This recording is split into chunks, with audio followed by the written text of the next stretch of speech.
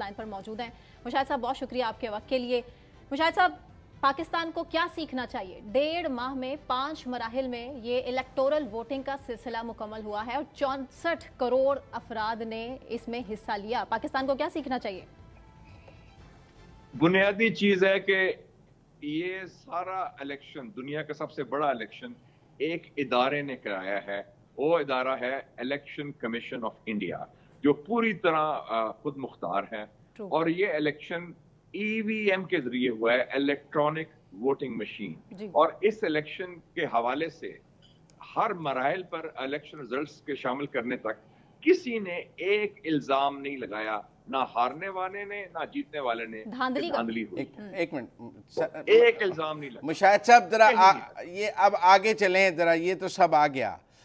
Now Modi will be a weak prime minister और a strong prime minister, क्योंकि allies हैं, BJP की अपनी सीटें पूरी नहीं हैं। पार्लिमानी निज़ाम में जब आप 30-40 सीटें शॉर्ट हों तो एलाइज का बहुत प्रेशर है, बाइंग पावर बहुत बढ़ जाती है। You see Modi as a weak prime minister now? Muzammil sahab, बड़ी देर के बाद कोई खुशखबरी हमें हिंदुस्तान में मिली है कि मोदी की हार निकल गई है, उसकी फूक निकल गई है। और मैं हिंदुस्तान के जो हिज़्ब इख्तिलाफ है उनके इलेक्ट्रेट को सलाम पेश करता हूँ कि जो हिंदुत्व का उसने ढंग रचाया था, जिसमें पाकिस्तान दुश्मनी और मुसलमान दुश्मनी थी, वो लोगों ने रिजेक्ट किया है। और he will be a weak prime minister dependent on allies. और दो जो की एलाइज है वो कौन है? चंद्रा बाबू नायडू, हाई टेक का बंदा, हैदराबाद से, आंध्र प्रदेश से, उसका कोई नजरियाती व्यू नहीं है और एंटी पाकिस्तान नहीं है। दूसरा नीतीश कुमार, तो आपको पता है, आप जानते भी हैं, हिंदुस्तान फॉलो करते हैं, पाकिस्तान भी 10 साल पहले आए थे और उन्होंने दौरा भी किया था as chief minister of Bihar, और वो बड़ा जबरदस्त उनका सारा है। तो उस हवाले से मैं समझता हूँ कि इट इज़ वेरी पॉजिटिव कि ये ऐसा जो उनका एलाइज आए हैं, उससे प्रेशर जो है वो पाकिस्तान के खिलाफ अब उस तरह नहीं होगा जो नफरत का सिलसिला था।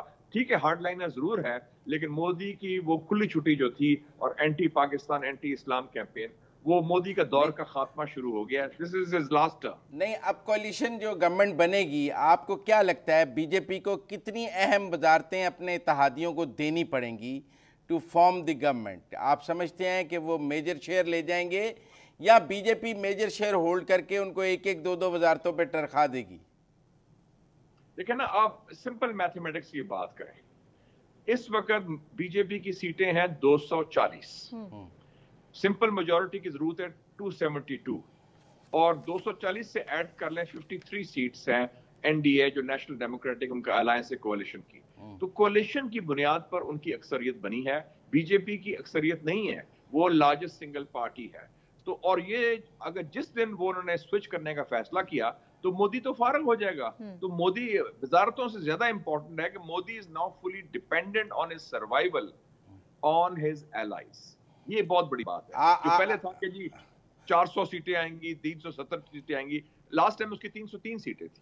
नहीं, आप कबल अज वक्त इंडिया में इंतखाबात देख रहे हैं, मिड टर्म के स्विच हो जाएगा एलाइज और मोदी मिड टर्म इंतखाबात कॉल कर दे, या आप देख रहे हैं कि अदम एतमाद आ जाएगी और दूसरी तरफ का प्राइम मिनिस्टर आ जाएगा? इंडिया में ऐसा होता रहा है जी, बिल्कुल होता रहा है। आपको याद है 1990s में जब आप भी जर्नलिज्म कर रहे थे, हम भी कर रहे थे और उसको इकट्ठे कई दफा काम भी किया है, उस वक्त 3-4 प्राइम मिनिस्टर चेंज हुए थे, वीपी सिंह भी, चंद्रशेखर भी, इंद्र कुमार गुजराल भी, यही होता रहा म्यूजिकल चेयर्स का जो सिलसिला है। लेकिन मैं समझता हूँ कि मोदी तो एक है कि इलेक्शन से भागेगा, इलेक्शन से, क्योंकि इलेक्शन ने उनको सबक सड़ा दिया। लोगों ने वोट को हथियार के तौर पर इस्तेमाल किया है और लोगों ने वोट दिया है इकोनॉमी की बुनियाद पर, not on the basis of Hindutva और आइडियोलॉजी। क्योंकि आइडियोलॉजी की बुनियाद पर 40 करोड़ लोग इंडिया के, 20 करोड़ मुसलमान और 20 करोड़ दलित, वो उसके खिलाफ हो गए, क्योंकि वो तो हिंदू एक्सट्रीमिज्म और ब्राह्मण को रिप्रेजेंट कर रहा था, बड़े बिग बिजनेस को रिप्रेजेंट कर रहा था। पर हमने ये भी तो देखा है बीजेपी में चेंज ऑफ लीडरशिप होता है। We have seen it from Vajpayee to Advani to Modi. मतलब बेशक कांग्रेस में इतना चेंज ऑफ लीडरशिप नहीं हुआ, बाकी पार्टीज में नहीं हुआ, लेकिन बीजेपी में चेंज ऑफ लीडरशिप हम देख रहे हैं बहुत तसलसल से। आप समझते हैं बीजेपी के लीडरशिप मोदी से निकल जाएगी और बीजेपी में नया लीडर आ जाएगा? नहीं, मेरा नहीं ख्याल। پہلی بات ہے کہ جو مودی کے بعد جو بندہ ہے امیت شاہ وہ بہت بدبودار بندہ ہے.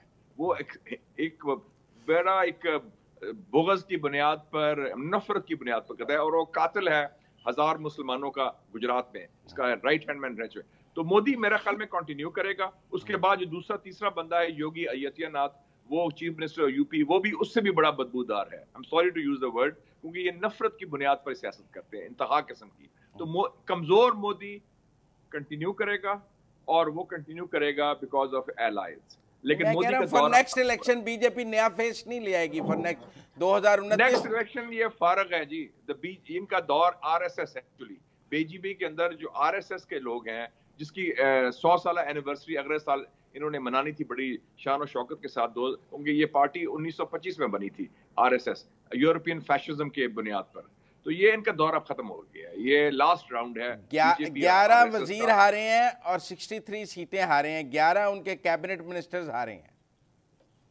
ایودھیا میں ہار گئے ہیں جی. اور مودی کا اپنا دیکھ لیں جی, لاسٹ ٹائم وہ جیتا تھا 5 لاکھ ووٹ کی میجورٹی سے, اس دفعہ وہ جیتا ہے 1.5 لاکھ ووٹ کی میجورٹی سے.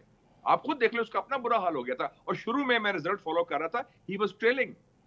شروع میں جب رزلٹ آیا نا پہلے آدھے گھنٹے 2 گھنٹے میں, وہ ذرا پیچھے تھا. تو کہہ رہا تھا سویپ آئے گی, 400 سیٹیں آئیں گی, اس بار 400 پار, یہ نعرہ تھا اس کا, اس بار 400 پار. پولیٹیشین کی ایک کمال بات یہ ہوتی ہے کہ وہ اپنی پالیسی چینج کر سکتا ہے. پھر کیا مودی اپنی پالیسی چینج کر لے گا ہارڈ لائنر سے؟ وہ اب ایک نئے امیج کے ساتھ سامنے آئے گا اور دیکھے گا کہ لوگوں کی آواز کو رسپونڈ کرے گا اور آپ کو نیا مودی نظر آنے لگ جائے گا. میں سمجھتا ہوں کہ ہمارے پاکستان میں بھی سیاست میں یہ ہوتا ہے, یو ٹرن مودی ضرور لے گا اپنی سروائیول کے لیے. یو ٹرن لے گا وہ, اور اس سے یہ ہوگا کہ نسبتاً شاید جو تلخی ہے پاکستان ہندوستان تعلقات میں, کشیدگی رہی ہے, وہ کم ہوگی. شاید سفارتکاروں کا تبادلہ ہو جائے, شاید سارک سمٹ ہو جائے, شاید تھوڑی بہت ہی جو میں کہتا ہوں 3 C's کرکٹ, کامرس, کلچر, تھوڑا بہت وہ سلسلہ شروع ہو جائے. تو آئی تھنک بہتری کی طرف ہم جائیں گے, جنوبی ایشیا کے لیے بھی اور پاکستان ہندوستان تعلقات کے حوالے سے بھی.